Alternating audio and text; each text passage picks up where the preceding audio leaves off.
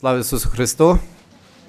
Лаудетур Ісус Христос! Я сьогодні буквально 15 хвилин тому завершив зустріч з першокурсниками з програмою Artes Liberalis, де ми говорили про категорії конфесіоналізації, соціального дисциплінування і християнське привітання слави Ісусу Христу як один з елементів цих релігійних практик.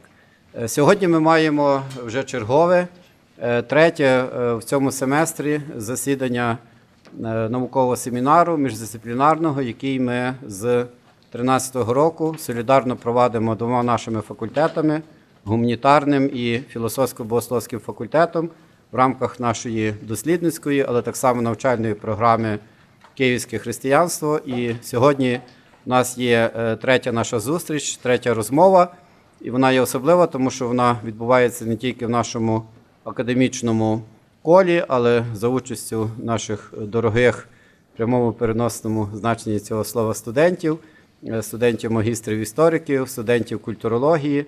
Ми попередні мали розмови про концепт Konfessionalisierung, а сьогодні ми маємо унікальну можливість з перших уст почути одного з наслідників, з творців цього концепту в контексті Східної Європи, професора Альфонса Брюнінга, якого ми щиро вітаємо.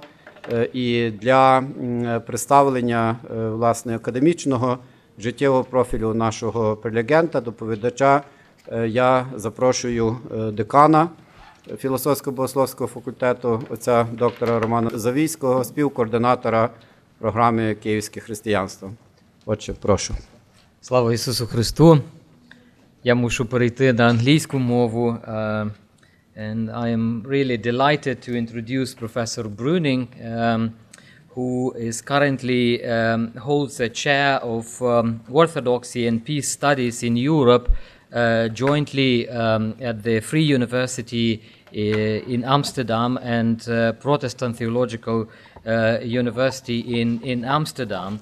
And due to the long-standing cooperation between Protestant Theological University and the Faculty of Theology at the Ukrainian Catholic University, within the framework of Erasmus Plus program, we had this option and privilege to invite Professor Альфонс Брюнінг to visit Ukrainian Catholic University and to deliver a series of lectures at both faculties here, Humanities and the Faculty of Theology at the Catholic University.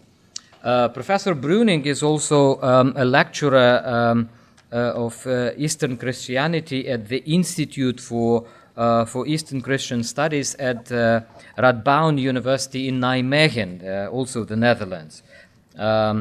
He studied modern and Eastern European history and Slavistic at the university in Münster, Freiburg, and Berlin. He received his PhD in 2005 with a study on confessionalism in Poland-Lithuania in the 16th and 17th century. Between 2005 and 2007, he worked as a research fellow at the theological faculty in Münster on a project on a social discipline of priests and parishes in northern Russia and Ukraine in the 17th and 18th century. And since 2007, he is a lecturer and a staff member at the Institute of Eastern Christian Studies at the University of Nijmegen. Since 2012, Professor Альфонс Брюнінг is also a professor of Orthodoxy, Human Rights and Peace Studies at the Protestant Theological University, the PTU in Amsterdam. He is specialized in the religion, culture, and history of European Eastern Christianity since early modern times, with a focus on Poland, Russia, Ukraine, and Romania. So within this framework, his main interests are confessionalism in Eastern Europe since the 16th century, religion and nationalism, Christianity in the Soviet Union, Orthodox theology, and human rights. Obviously, Professor Brüning is an author of the numerous publications and monographs which you can easily trace down these days on academia.edu.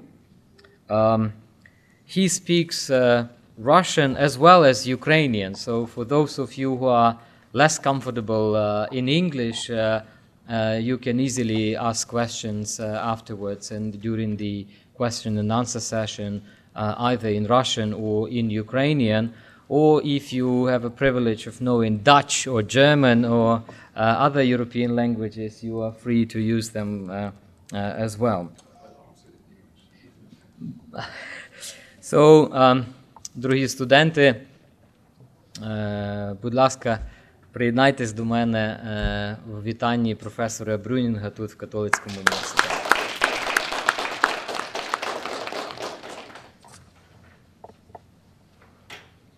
Пане Романе, і взагалі щиро дякую за запрошення. I go over to English. And I understood from the introduction of Ihos Skočilias that the concept of confessionalization has already been somehow addressed or introduced within this community. This is what my lecture basically is going to be about today, and I nonetheless try to give some introduction into the concept. Maybe I repeat things which I have already heard. In the ideal case, I would repeat them better, which means, well, this is, I think it's a bit of my own academic career, which has started with this confessionalization paradigm. So that made me think about these things a bit more, a bit longer, not necessarily better, but longer.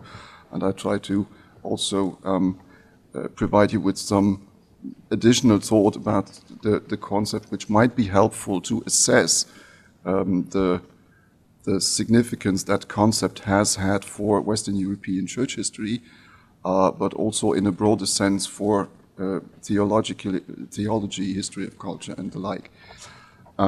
So it's going to be a little bit abstract. So I'm trying to provide my explanations with some examples wherever that is possible. But you should know that, well, since the very concept of confessionalization had been created in the mid of the 1980s, it had generated quite a huge number of different publications which try to apply the concept, say, in German cities or with French Protestants or in Spain with the Inquisition, you name it. And you can imagine that has been generated not only several hundreds, but thousands of different studies since its creation. I'm not able to name all those studies, some of which would confirm the idea of confessionalization, others would question it. So it has to be a bit abstract, but I will try and make it as concrete as possible. So first part will be then a short introduction into the concept of confessionalization. The second is new developments, because as I said, it has been created in the 1980s, and we are now in 2019. So usually paradigms, even the very successful ones, do not have that long living. So there's the next generation, and it would be interesting what they have made out of it, new developments. And the third part will then be an attempt to give a sort of, to open the perspective for a larger European context. As I said, there are numerous studies about, say, Spain, France, Holland, Germany in particular, Northern Ireland, you name it. But there's much less about Eastern Europe. In recent years, I tried somehow to adopt this concept also for Eastern European, which in that time, 16th, 17th century, means Polish-Lithuanian context. And I'll try to conclude with some remarks of the value this concept can have in order to understand, well, what is, among others, being researched here as Kievan Christianity. Okay, the simple question to start with is, what is meant by confessionalism or confessionalization?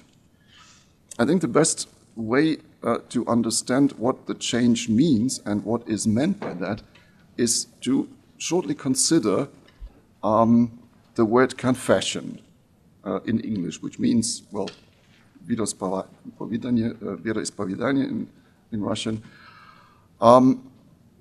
And basically what we have is an act in the liturgy.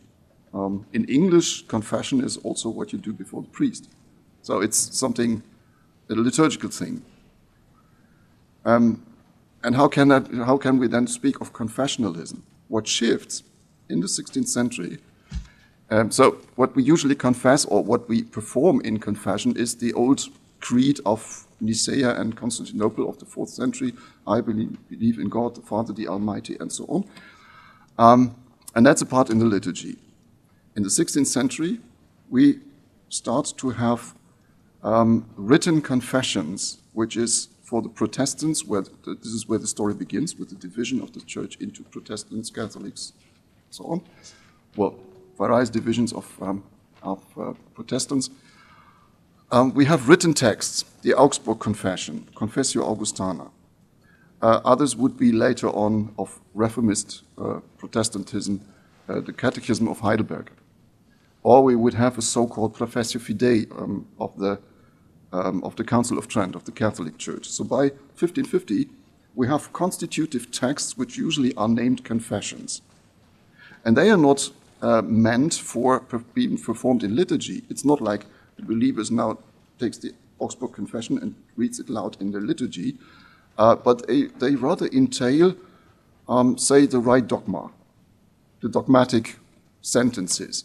Everyone knows them, but it's not like everyone knows them if he is Protestant and everyone knows the others from the Catholic Professor Fidei if he is Catholic.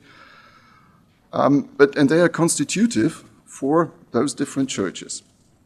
So it's not like the liturgy is not the point anymore, but instead, someone who subscribes to a certain confession, to a certain confessional text, belongs to a larger group, a church.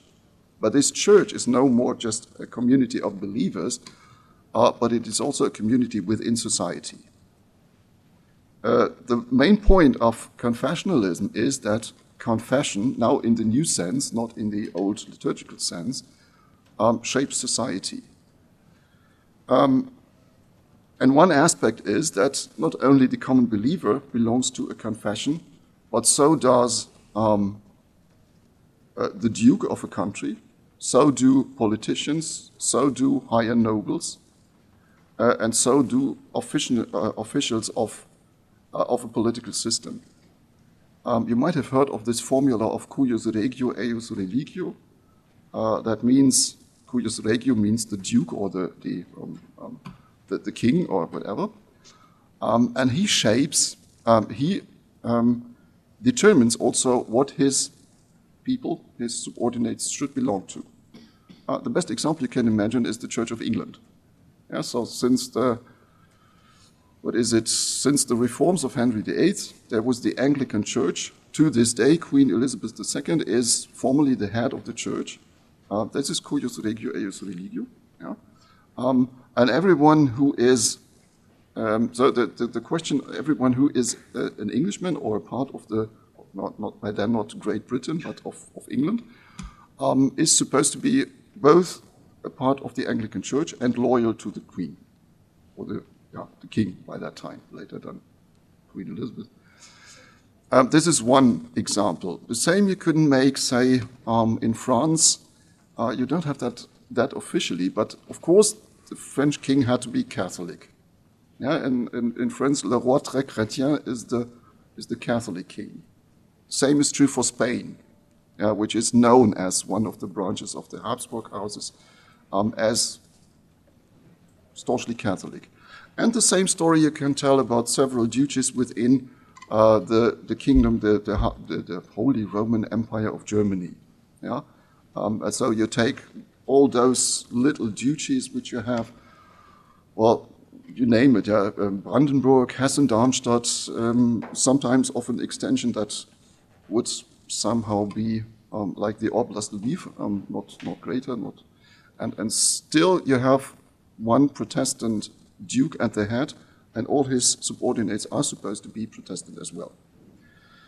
So already in that respect, confession now shapes the political landscape. And that has further effects also on the culture. So, for example, the local government, the secular government, that might be the king, the duke, the prince, didn't restrict itself to officially announce that that now everyone was supposed to be Protestant. Well, you can say in early modern times, this duke can announce many things, but this is the different question is whether his subordinates would follow, and also whether they would behave as a Protestant would have to. What does that mean? So what they also tried is to reform both the church and the state.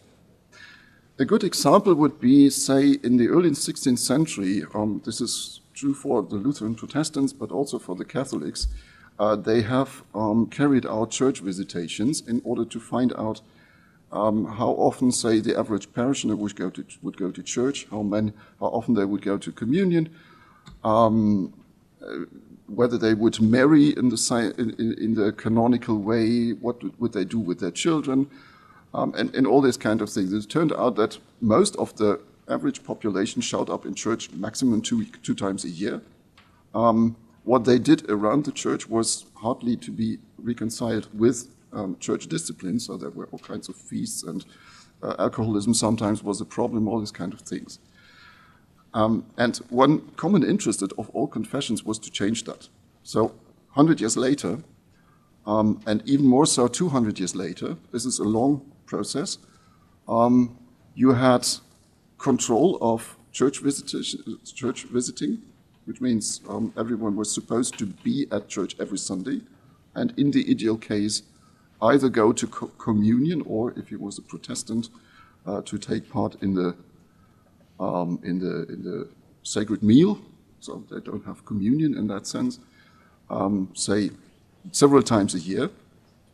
They were certainly supposed to be in the church on Christmas, Easter, Pentecost, and so on.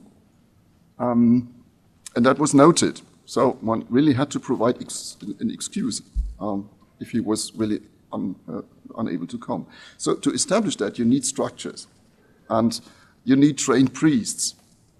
You also, and that's the next step, of course, you had to go to the, within quotation marks, to the right church. So the Protestant to the Protestant church, the Catholics to the Catholic church. And in the first phase of the 16th century, there was not a real difference. So it was not really clear to what confession the church would belong. Only in the further course of times, they established, say, official rites and also a different mode of performing the liturgy that would make it possible to really recognize whether you are in a Protestant church or not, or in a Catholic or something. Yeah? So these aspects, first, all those measures to discipline, and that's really the term of social discipline, which is important here. And second, to establish the differences, both in doctrine and in rite, were long-standing efforts done by both church and state authorities. So the result you can see, that is subsumed by the term social discipline. The results you can see after, say, some 100 years approximately. Another part of the process was, I noted that here as doctrinal clarity. What I mean is that those, the Augsburg Confession, for example, in many parts of its sentences, it has like some 30, if I'm correct, in many parts can still be reconciled with Catholicism. So Luther was a Catholic initially. But later on, this moved apart. And in a sense, these confessions insisted on the differences. So you can think of, say, one particular point is the Eucharist. Yeah, the Catholic understanding is really transubstantiation, so that bread and wine would really turn substantially into body and blood of Christ. However, you could imagine that, and whatever scholastic theology would need in terms of transubstantiation. For Reformed Protestants, this looks different. Yeah? Say Switzerland or the Reformed Protestants in Holland would rather call that a symbolic act. Yeah? So also they would change, that would change, but not in the sense, well, they operate with different terms. And usually you could say, well, for the average church believer who is not familiar with the terms, doesn't even know how to spell transubstantiation, that doesn't make a difference. But sooner or later, everyone who went to church soon became aware of these differences and was trained in how to correctly look on those differences. So these differences were emphasized and were made stronger. Eucharist is one of the examples. Another example is, you quickly notice that when you enter a Calvinist Protestant church, you don't have any pictures there, and at maximum a cross at the apsis. So all these iconoclasms, which marked a first phase of the Reformation, also marked a difference in the handling of images. And here, as Greek Catholics, you also have icons, so that would completely be opposed to a Reformed Protestant church. Well, church history earlier, it should be said, had a kind of an ambiguous relation towards images. So there have been iconoclasms earlier in church history. And so this is, it's not like, it's opposed cultures which emerge, yeah, which earlier have somehow have been placed in the 14th century under one roof, under one umbrella. And now these differences were emphasized and made cultures move apart. What went along with this procedure, as I said, you have to know a bit, you have to have some literacy in order to understand these differences. Yeah, what difference does it really make whether bread and wine change into the body and blood of Christ symbolically or substantially? This is a theological difference. In order to understand that, you have to be learned, you have to be trained. So what also goes along with the procedure is a rapid development, further development of academic learning, which is every confession builds a system of education, first for the priest, but then also for the ordinary believer, and devotes its clerics and its scientists to religious studies, to a degree which was unknown before. So that really went along with an expansion of education, of theological education. Of course, that was a specific theology that was as much theological research in order to understand the sacreds of the faith as to defend your own confession, your own doctrine against the attacks of the opponent. So there was also this matter of controversial theology. Many theological works, you might think of Robert Bellarmine in the early 17th century, or more familiar in this area of Piotr Skarga, the Polish Jesuit. If you read his works, this is theological erudition, but every now and then you have kind of a hidden assault on the errors of the Protestants. So this is a different sort of theology that comes out. Not always, this should be said. It's also not pure polemics, but the very tone in which they deal with theology really changes. Well, I think the most important things I have said, one pattern should be still mentioned.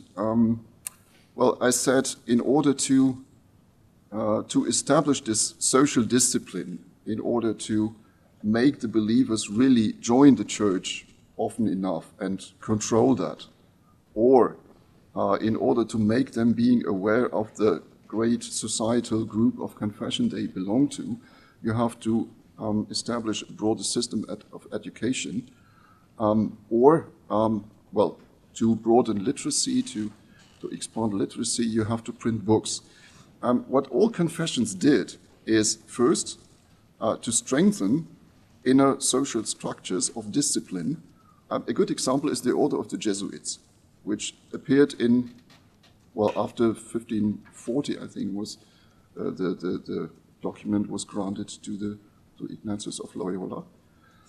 Well, there were other Catholic orders, especially, who are a good example for this new spirit of inner discipline, of kind of also spiritual discipline. Some say that there is nothing more strict and more a testimony of the age of Counter-Reformation than the spiritual exercises of Ignatius of Loyola.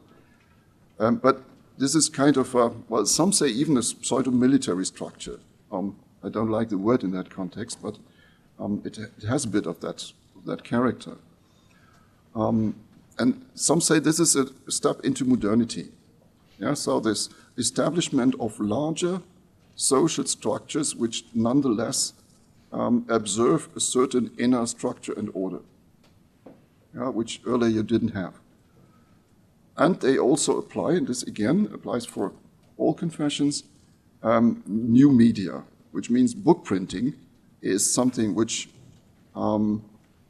exceptionally grows in the 16th century, and which also takes another shape. Yeah, it's not like reading books for some small circles of scholars, but rather the question is, well, what very much is, what plays a role now is leaflets.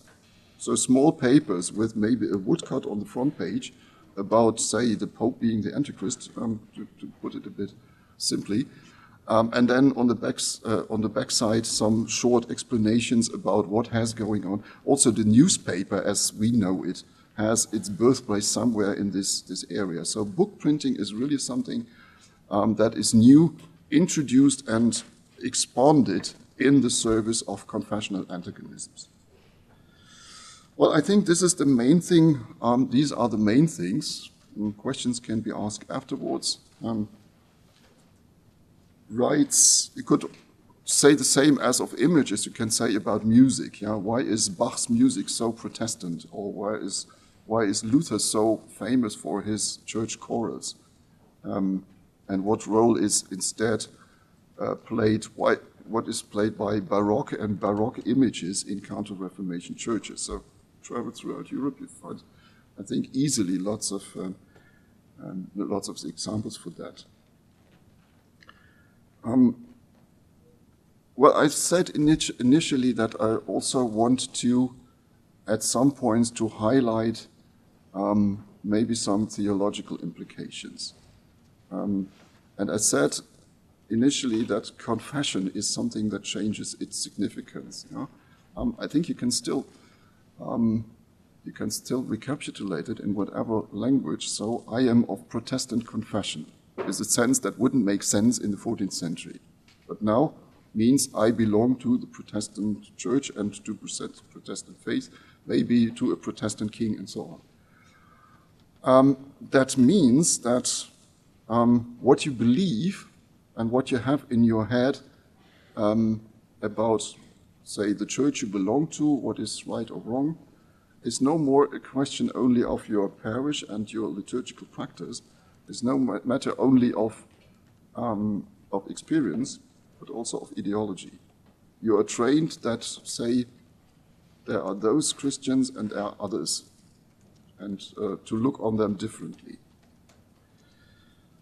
So it's a bit of the question of religion and ideology as in modern shape that I must say interests me here. We have a certain discussion among scholars concerning confessionalism also about an inherent secularization. That depends, or that pertains to the definitions of religion we have. If that is, religion means devotion, religion means veneration, means to be connected or to be directed towards something sacred, then this is the liturgical dimension. Yeah? It means that religion is something you execute or is something you feel as being bound to something. If you take that definition of religion, then reading the confessional text and just repeating the truths which are written there is something completely different. And maybe the face of religion changes in the confessional age. I can end here with a bit of a question mark, because this is a direction in research which, well, still needs to be further followed. So, as I said, the confessionalization paradigm had been established somewhere, or had its peak of influence until the early 2000s. And there were some developments afterwards which asked new questions. Perhaps, well, first, the center of discussion was in German historiography, but with some repercussions also in the Anglophone church history or religious history, to some extent in France, or in Western Europe, and only very slightly and cautiously in Eastern Europe.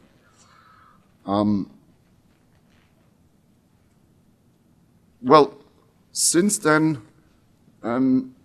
say, the questions that have been asked were somewhere inherent in the initial discussion about confessionalization, confessionalism. So the picture I initially drew is that of a Europe that would be purely and harmoniously shaped by confessions. Once you enter a town, you know whether that is Protestant. Once you enter a certain German duchy, like Hessen, Darmstadt, to name something remote, you would know that there are only Protestants. Of course, that is not the reality. And of course, people have been the same also in those times, that they were not always prepared to just distance themselves from their former neighbors, just for the simple reason that they went into another church. So it couldn't work like that. And what I said is, well, we have lots of examples of, say, the forming of a kind of a confessional landscape, but nonetheless, not everyone was following. And that is what generated the new questions. If you dwell deeper into the sources, you often feel, still in the late 16th, early 17th century, that cuius regio eius religio doesn't always apply, and that very often there were still conversions from one confession to the other, that there were interconfessional marriages and all these kind of things. It just suffice it to explore a certain treasure of sources from a local church, and you find all those examples. So the next generation asked the question, so what is it about confessionalism at all? And what people think in the meantime, in the next generation, is, well, there still was this mainstream. There was still this, say, these guidelines that would have shaped Europe. 30 Years' War is one other example for the confrontation or the level that can be reached. Nonetheless, there were lots of exceptions. And the real question is, if there is a catechism or if there is a church order released by the local duke, this is one thing, but to what extent did really people follow, and what exceptions were there? So what we in more recent times have is mainly two directions, namely one direction which does research on the exceptions, which means on interconfessionality, as that is called, like religious conversions of both politicians and nobility and common people. In other cases, we have overlapping structures. We still, in the 17th century, sometimes have, say, churches which are shared by, churches means church buildings, which are shared by two confessions. And that wouldn't be the case if they would only fight each other. So there were apparently still mechanisms, especially within villages and city communities, where, despite all antagonisms, the confessions managed somehow to coexist. And what interests people in the next generation is, how did they do that? And that makes, by the way, this is also is a perspective that is particularly interesting for the parts of Europe we are here. which means like a city is in Lviv in the 16th century is multi-confessional, and how actually would people coexist, and how would they manage not only to live next to one another, but also with one another. So that is one direction. Still another one equally important, what could be subsumed under the label of confessional culture. That is what we yesterday addressed also in our talk. Goes mainly back to the German historian, church historian, Thomas Kaufmann. And he says, well, confessionalism, confessionalization means a parallel of social discipline, of modernization, of book printing, and all these things in all confessions. But nonetheless, each confession has its own character to develop. So what he's a Protestant theologian, and what he makes strong at that point is the peculiarities every confession would have in the course of time, and which would distinguish it from the others. So in a way, he continues the paradigm, saying that there is not only parallels, but also there's not only book printing on all sides, there's not only social discipline on all sides. Let's also look about, say, particular confessional cultures that would emerge. And you can easily think at that point, say look at the shape of priests they would have in the 17th century. The Lutheran pastor is married and is trained at a university. And what he does during the liturgy is mainly, this is his sermon, that's the central place that he has. And he is trained as delivery in order to perform good sermons. The Catholic priest is celibate, is maybe also performing sermons, but that's not the main task, but he is just presiding the liturgy or performs the liturgy. And that leads to quite different images of, say, the lower clergy. And what Kaufmann puts his accent on is this kind of differences, saying that, well, that shapes our confession, and he is a Protestant himself and says that's what we have to present to the world. That's our way of practicing beliefs. It's not necessarily exclusivist, but kind of confessional identity discourse. Well, you can go on with that, say, with Reformed Protestants in Holland or the Netherlands.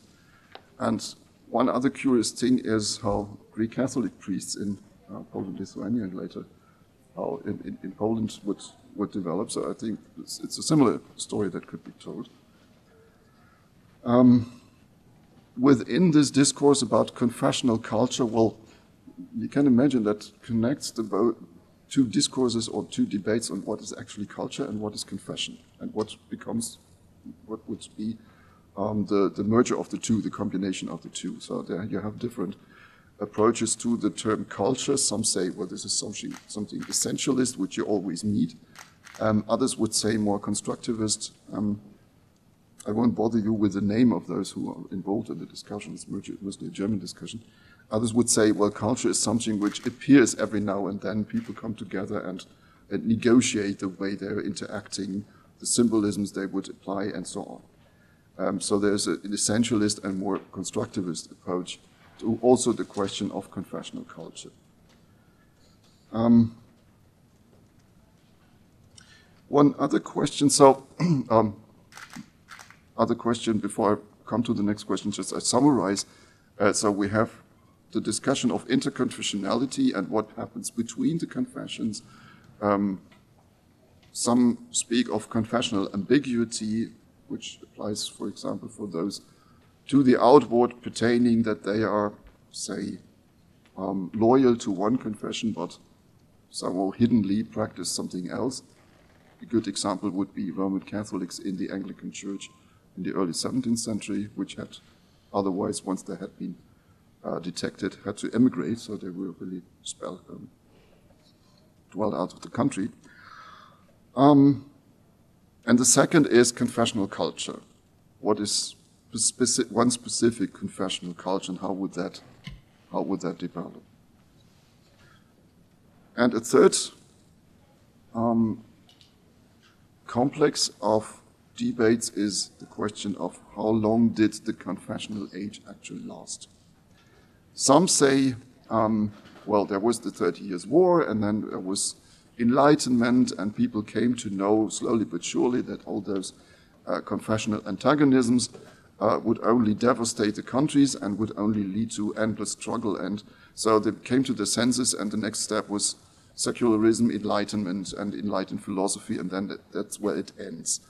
In terms of, say, well, in terms of new terms of philosophy, of religious tolerance, remember John Locke and his treatises on tolerance in the late 1670s.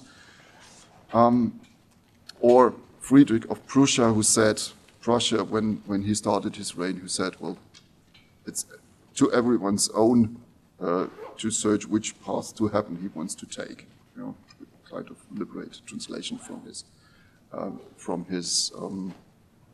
I think it's his testament. So, if you take that serious, you could say the confessional age ends somehow in the early 18th century. There are others who disagree with that perspective, and they have good reasons as well. Because if you go in the mid of the 19th century, if you would travel, well, imagine you would, to some areas of Germany, certainly of Holland, the term they apply is pillarization. You would really encounter closed confessional milieux, which still very much distinguish from one landscape to the other. In Holland, this is complete milieux, just to what pub people would go and to watch church. Whom they would marry, to what schools they go, it's all Catholic or Protestant or Reformist, and the same in Germany. So you still have a large influence of what we earlier introduced as confessional culture. So there are some saying, well, there is an enlightened philosophy, but it didn't have that long-lasting effect. Nonetheless, confessionalism has its consequences, leaves its traces far until into the 19th century at least.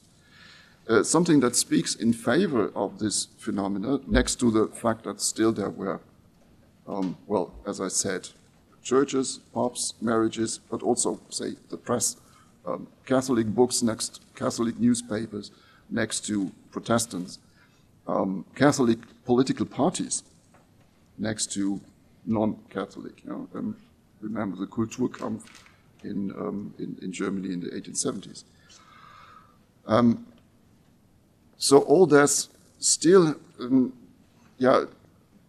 offers a picture of the influence of confessionalism far into the 19th century, despite different directions in philosophy. Some say there was not only a second confessional age in the 19th century, but just the confessional age lasted much longer.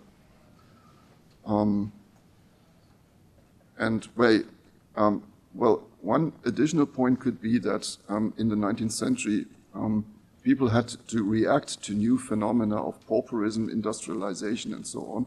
This is usually the birthplace of social theories within the different churches. And again, this looks different in Protestantism than it looks in Roman Catholicism. And, well, you can add to that story the early attempts also, say, of the Orthodox churches to develop something like a social theory. Whether that is really testimony for the long-lasting confessional age is a matter of debate. But nonetheless, I just introduced this research debate into you as well. I think my time is almost over, but I conclude then with some final considerations about the application of confessionalism in Eastern Europe. Again, this is going to be somewhat abstract. Eastern Europe meaning the Orthodox world or the Byzantine Rite, including Greek Catholicism as well. Well, in one respect you can say, or in two respects you can say, it doesn't really apply, because first, cuius regio eius religio means you have empires in Eastern Europe. You have the Habsburg Empire, you have Russia, and maybe also the Ottoman Empire. So there's another question what happens to the Greek Orthodox, including all the Oriental patriarchs in Antioch elsewhere, under Ottoman rule. Certainly you have not one ruler and one confession. That is a question rather than an answer, because then you have other mechanisms of majority-minority relations. Of course, the Tsar, the Russian Tsar, was supposed to be Orthodox. That's why Catherine converted. But nonetheless, not all of her subordinates were Orthodox. It was a multi-ethnic empire. There were minorities, majorities, of course, but what mechanisms were really at work there? The same is true for the Habsburgs. Yeah, they had Orthodox subordinates, they had Protestant minorities in Transylvania, in Romania, for example. So again, that was confessional homogeneity was not the only option. Sometimes they were prudent enough not to establish this because that would have led to open warfare. So they sometimes tolerated. The mechanisms of tolerance were different. And we had an established, so this is the tradition of what the Polish are still take pride in their Polska tolerancja. So we had a kind of long age customs of living together.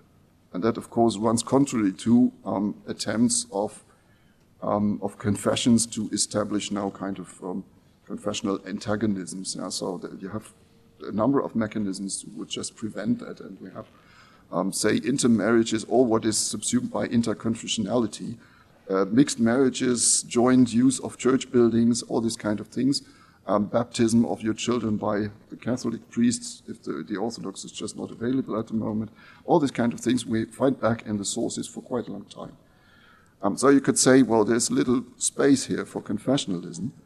Nonetheless, the picture in, say, Poland, Lithuania, Ukraine, and in the long run, perhaps also in some Russian regions, looks different at the beginning of 1700-something, the 18th century.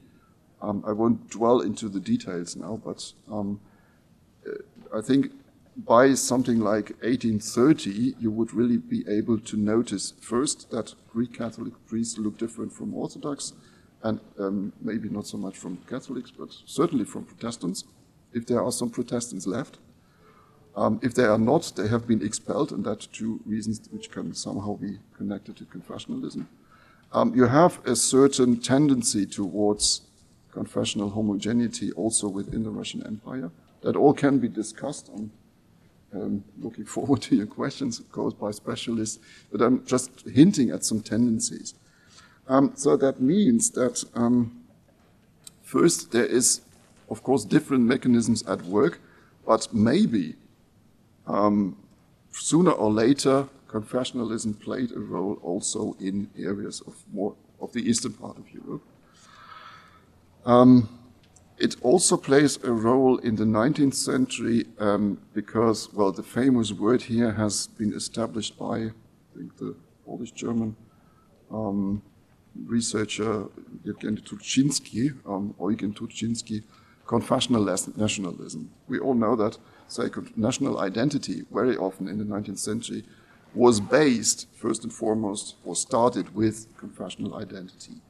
The Greek Catholic Church is a good example. So again, confessionalism exerts its influence still in the 19th century.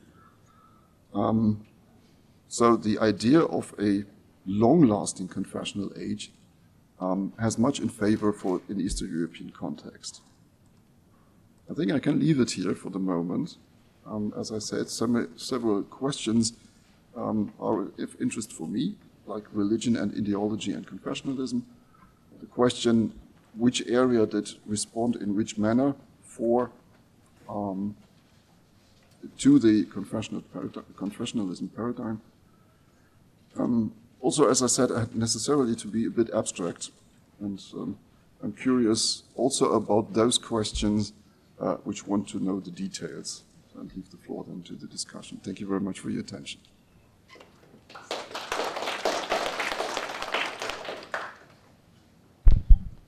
Thank you very much for a very interesting talk, such a fascinating but also controversial topic. And I have a few questions. Probably I will not take too much time, and then open the floor for discussion. And I'll start probably with a question about the application of the concept of confession and confessionalism and confessionalization in context of Eastern Europe. When we consider this relationship between multi-ethnic realities, which often led to the tolerance versus pressure for confessional conformity, what role of violence, religious violence, you see in these processes?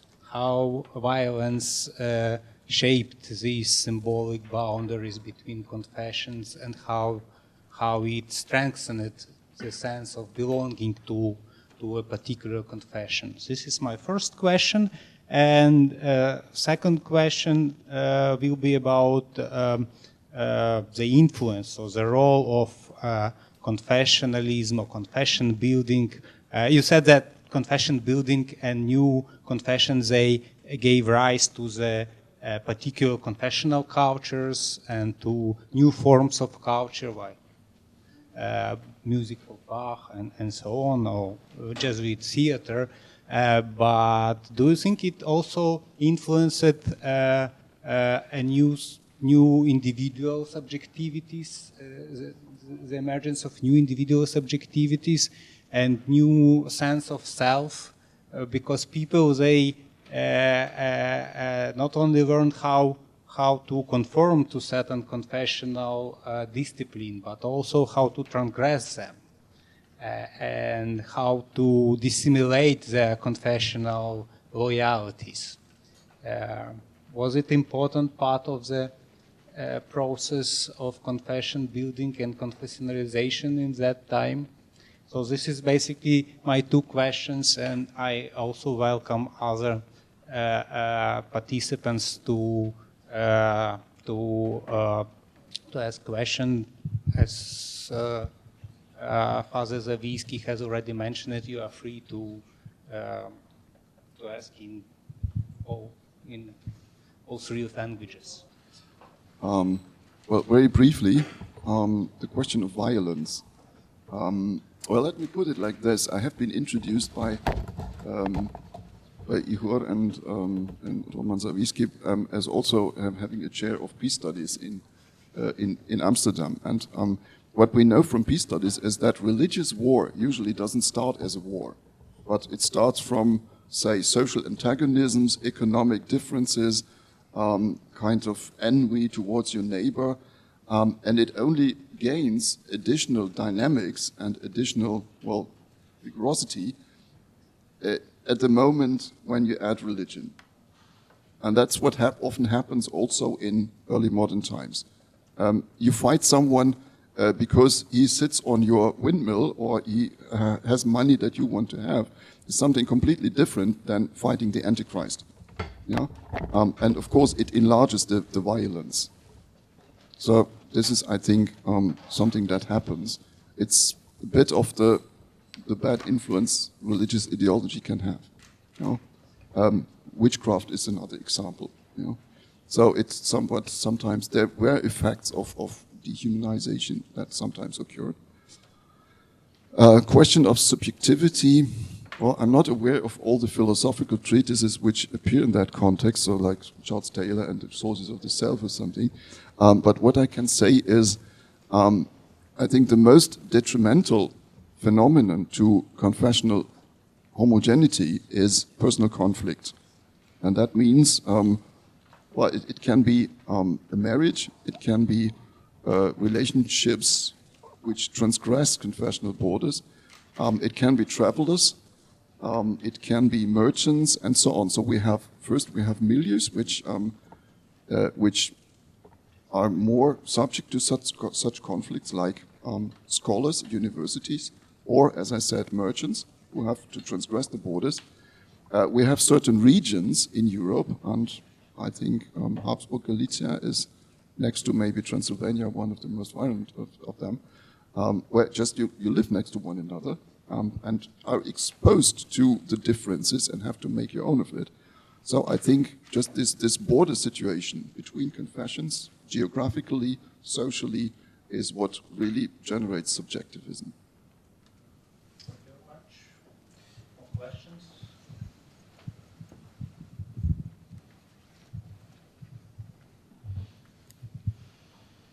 Thank you.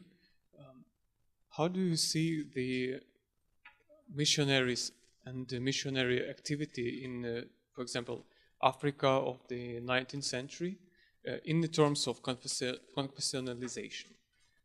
Can we name that religions war in those lands as a confessional and as a war between confessions for the power and for authority? I must say I'm actually not an expert on colonial history, but colonialism means that it is a country that gains or conquers its colonies. It's France, it's England, first and foremost, and these have been confessional states. So on the spot, and Spain was the first, so on the spot in the colonies there was no competition between different confessions. You only had the Catholic missionaries in Southern America. You only had the French missionaries in Western Africa or Northern Africa. That's not your question. But is that, I think there were no confessional antagonisms in that moment. What obviously is, this is still a discourse in post-colonial times. There was this prejudice of superiority of Christianity. So missionaries were rather, they were both on, if they were religious, to save the souls of those to be baptized, and the second was a civilization mission. So it's not enough to baptize those indigenous people, but also to civilize them, to send their children to school and this kind of things. I'm not sure whether it would completely inscribe into confessional history, except for more detailed questions of what this civilizing mission would actually consist of. Yeah, do you convert them to the Word of God, or do you convert them to, say, the Roman Catholic liturgy and this kind of things? There was no competition, but perhaps that was a part of confessional culture. Yeah. We still have time for more questions.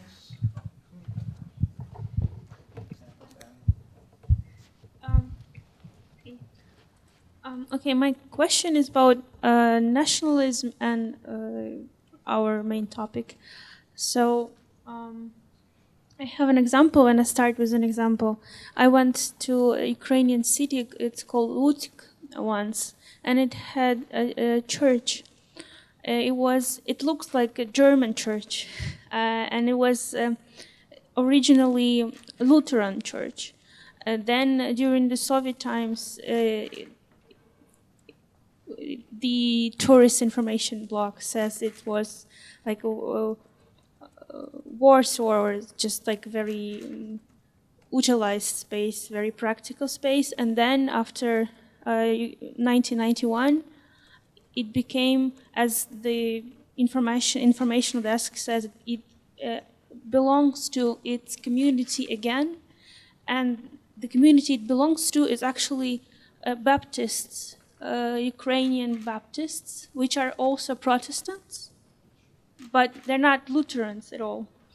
And here in this region, I think Baptists, they originally came from Russia, and they're sort of like from Russian Empire, and they're like local Protestants, so they're not really even Western Protestants.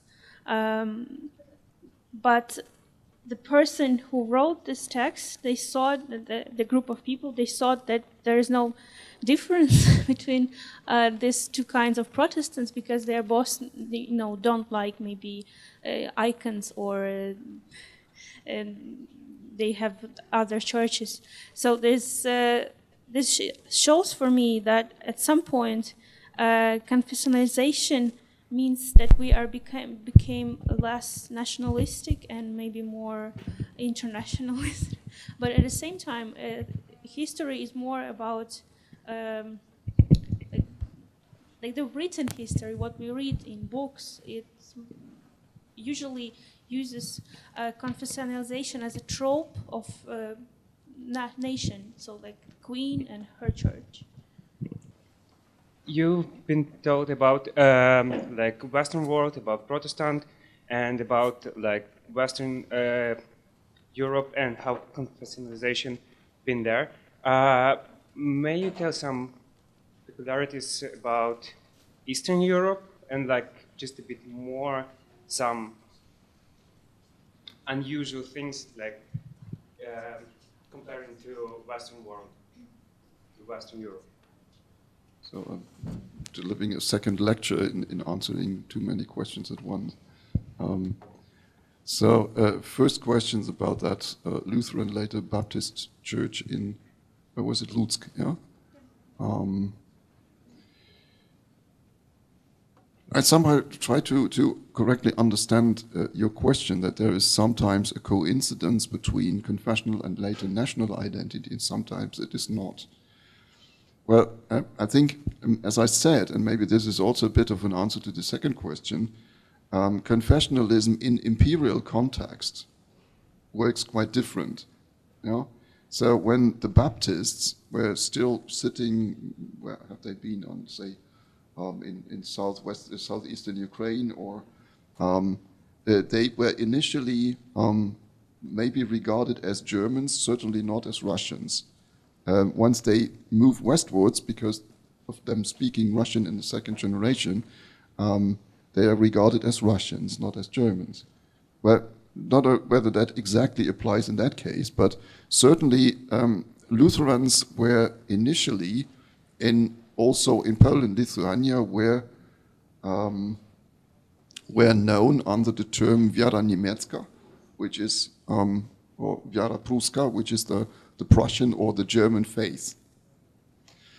That doesn't mean that they have to remain as such. 2 generations later, they Polonized their names and were not longer known as, well, what example can we take? Like earlier their name was Schmidt and then they became Kowal or something.